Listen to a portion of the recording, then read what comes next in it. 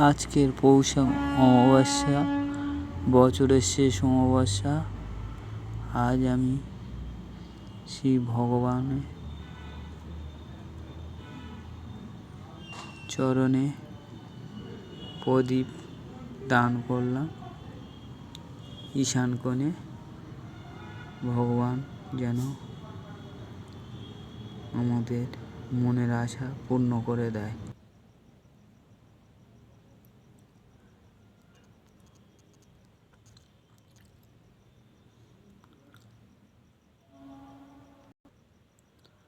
আমি 51টা ফুল দিয়ে মা কালীর পূজা করব, তোমরা দেখতে থাকো। আমার 100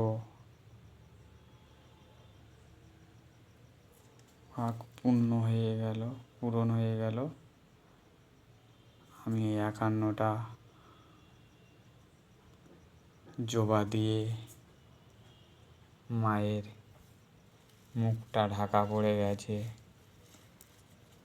আপনারা দেখুন মাকে কিভাবে আমি সাজিয়েছি। যতটুকু পেরেছি আমি 51টা দিয়ে মাকে সাজাচ্ছি। দেখো,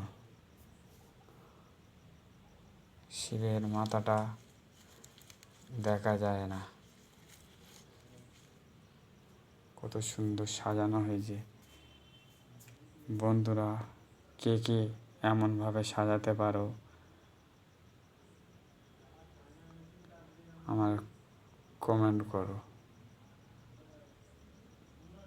জয় মা তারা।